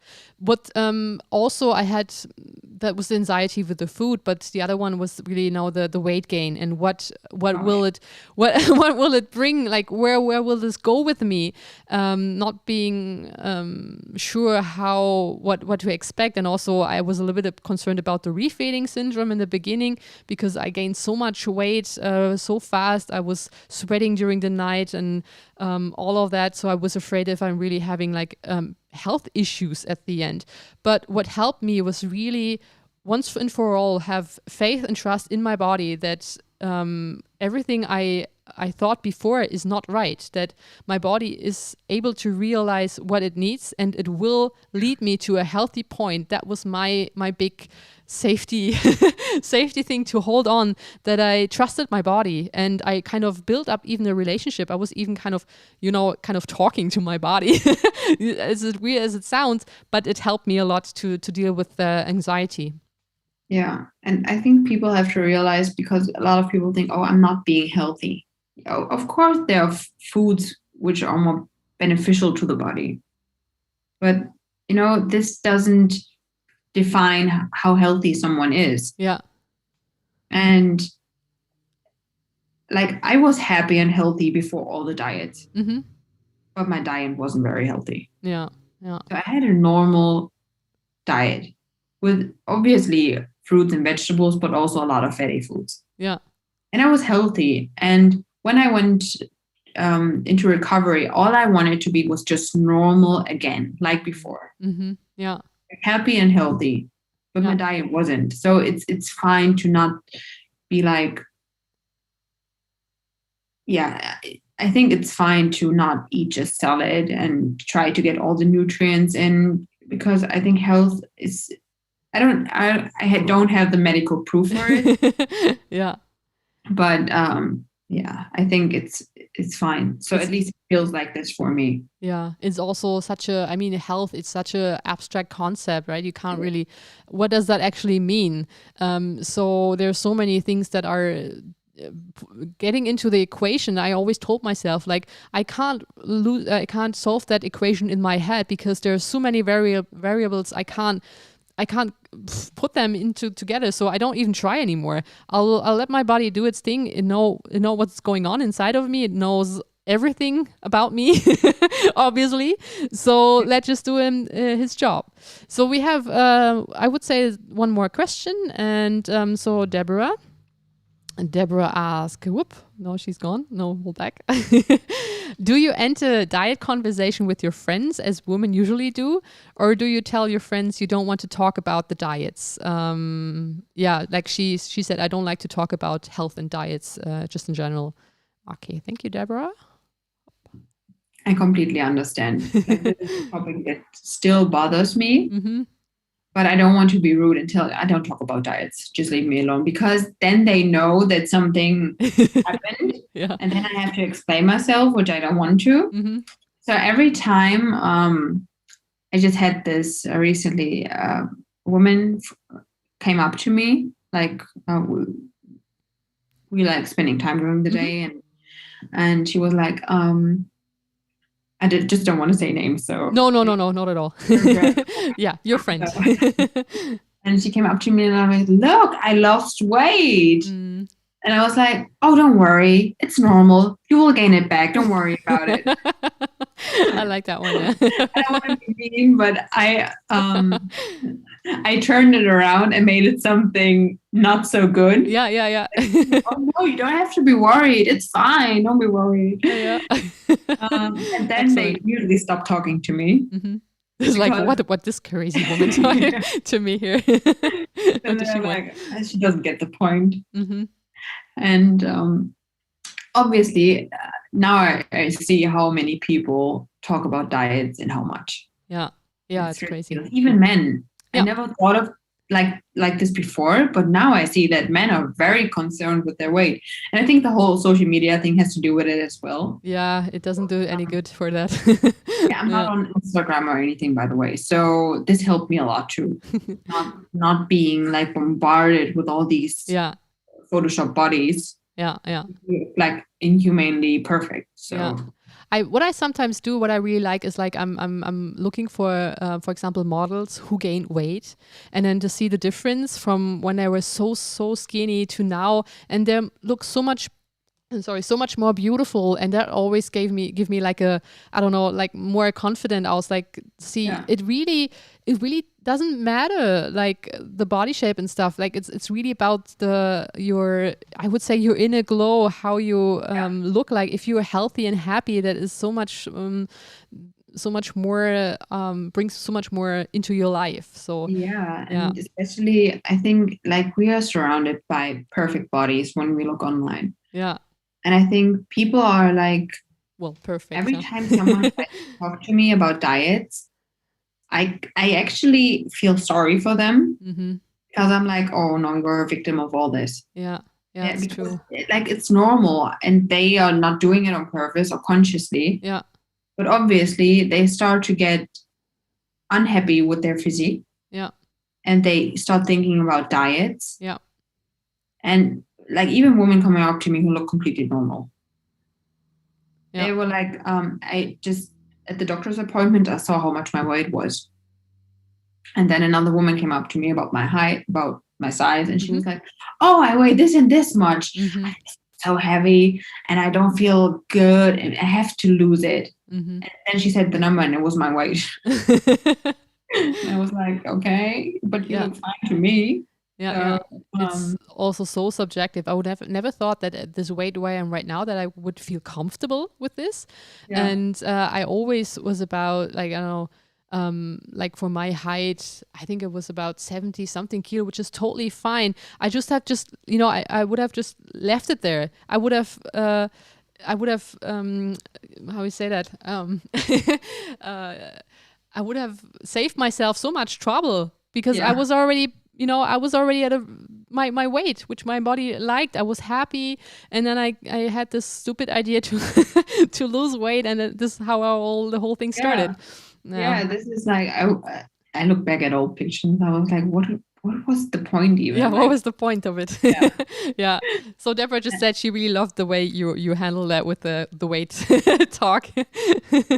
That's really cool. It's like, I try to avoid it, but in a way that people don't see that I had something going on, because I don't want to explain myself. It's not that I'm ashamed of it, but I don't want everybody to know, because most people don't understand, to be honest. It's unfortunate, but most don't.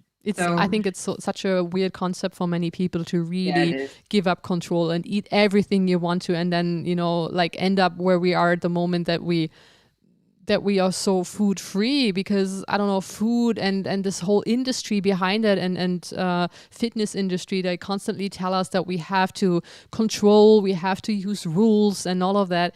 And basically we are showing the opposite, like we're saying, no, you don't have to.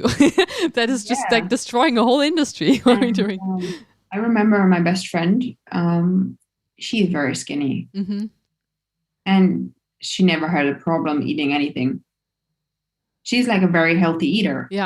She always was, and she eats so slow. Like I'm a very fast eater, and she eats so slow, and like she's so happy with her eating. She doesn't get bothered by it. She's happy when she sees fatty food, and she's like, "Oh, I'm gonna eat it." And like, I saw her, and I was like, "This is out of our hands. Like we can't. It's not our thing to control." And I bet that your friends. maybe never dieted, right? I think if you like, I have also friends who never did that, and they're just naturally like have a naturally body and they're healthy. And I think once you kind of start to mess around with it, it's horrible. Yeah, it's ruined. And I think like I gained weight and this is fine for me, but I still like to see slim bodies. And I have friends who have like very slim bodies and they never dieted, and I see it and I know that they're happy and healthy with their weight, and I'm happy for them. So I don't go like immediately when I see a small person or like a slim person, I'm like, oh, you're unhealthy, you should gain weight, I heard that so much from people who stopped dieting, that they are now kind of suggesting that people who are slim have an eating disorder. Yeah. Which isn't the case. Like, I know many people who are slim and don't have this. And I think this is like, I don't have this slim body, but I'm fine with it, And this is like, I think this is accepting like all shapes and sizes. Yeah.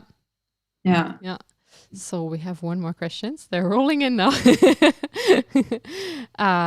So it is difficult to eat what I want in front of people who have strong opinions about diets and restrictions. I try not to let them shame me for my actions. Does this also happen to you? So when you eat in front of people and they look at you like, what's she doing? Thank you for the question. Oh, this is something that's really bothering me. I know people who don't tell you, but they let you kind of know by criticizing like other people and how they eat. The people who go into McDonald's and a bigger person comes in, then like, yeah, they are eating at McDonald's. Yeah. These people. And if they are shaming them, they will shame everyone. Yeah, not the extension, And I try to avoid it. Like eating with people who I don't feel comfortable around eating, I just don't do it. I try to avoid it. And, you obviously you have occasions where it's not possible. Sometimes you have a family member who is very like passive aggressive. Yeah. I like that one. Yeah. Or someone or a colleague or someone you just can't get rid of, and you sometimes have to eat with them. Yeah. And this is again, like not being bothered and telling myself to not care about things really helped me. Yeah. Yeah. It's really just don't give a. And their opinion doesn't matter. Yeah. And like, there are sometimes people around you shoving their opinions in your throat and being like, you have to believe this. And it's just annoying. Yeah, it is. It's true. And it doesn't do any good to anybody. And but I think, as you said, it's really their thing that they can't, I don't know, that they have to put their opinions to somebody else in order to reassure themselves that what they do is right, so that they are good people and the others are not. Most of the people, now I'm being judgy, but most of the people who I saw having this opinion and judging others are not very good at it. So if like the people who I know criticize others for their eating are hypocrites. What? I didn't get the rest. Sorry. Hypocrites. Okay. Yeah. Like they are not even good at it. So nobody is good at it. This is something you can't be good at. Yeah, it's just pointing the finger to somebody else in order to get attention away from you. And once you know this, I mean, again, what I do sometimes, I just wish them, everything, like all the best, because I know how hard it must be having a life like that. Always try to shame other people. How can you have a happy life if you are such a person, if you always try to shame somebody else because maybe that makes you feel better. I don't know, but I also just, as you said, try to keep away from people like that who wants to shove their opinion down your throat. It's like, no, not interested in it. Yeah. And the thing is, like eating is a happy thing when you're with the right people. Yeah, totally. It really is fun. Yeah. And it's not just that there's a nagger and a person who is like judging you secretly, maybe. Mm-hmm. But this is not just feeling uncomfortable around them eating. This is feeling uncomfortable around them in general. Yeah, it's true. Like usually being around those people isn't fun. Yeah. And to make even if now a you're not full eating. circle back to eating disorder and recovery, and I have to say I can talk so freely about it because I used to be a person like them. I was judging and I was horrible at it. You know, I can't imagine how that must have been felt for friends with having me around, being so judgmental with food and so strict and looking at them like, you know, they can't control themselves. Look at me, I'm so much better. I'm exercising every day, blah, blah, blah. Yeah, until I wasn't, you know. It is horrible back then, you know, like, but this is how I thought. That was my thought pattern. And I was such a miserable person, and now I'm way happier and I have no interest in shaming anybody. Like, and I see that when you're happy with yourself and you're confident, you don't really bother what anybody else is doing. Like, just like, with people, why should you? Exactly. No reason. You're so not concerned. So and now when I eat with other people, I just see what they have on their plate, so I can maybe try it if I want to. I like that one too. It's amazing. It's not really because of give me a bite. Excellent. Yeah, I love that. Maybe we can keep that as like some last words for that interview. We're almost in for 2 hours. I'm so happy, Anna, that you took the time today talking about your experience. You're such a wealth of knowledge. You say that, and that you shared your experience. I guess, or I'm sure. Many women, men, they can draw so much out of this interview, and like how brave you were and still are, and going your way and seeing where this goes. You know, like if you just do it, like and push through, and you'll get your life back.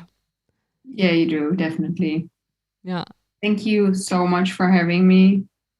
Thank you for being around. Thank you. And thank you for talking about all of this.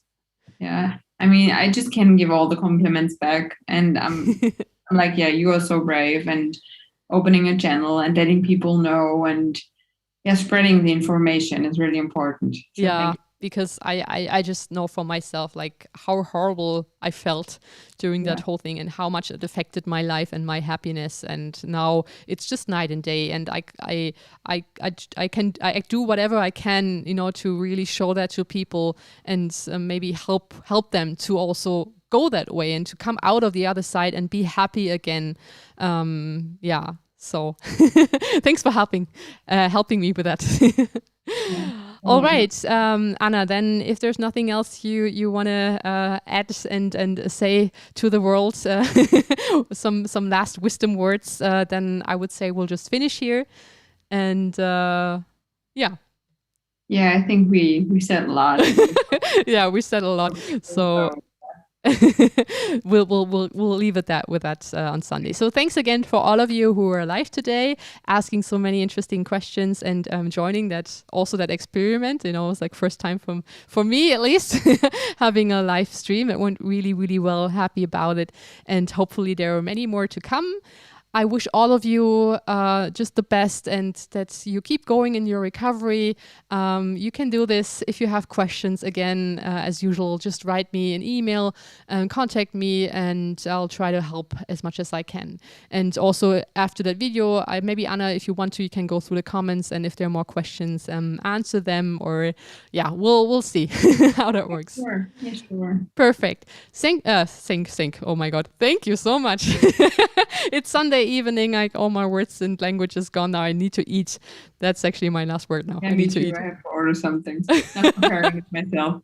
All right. Thank you, Anna. Bye-bye. Bye to all of you. Bye.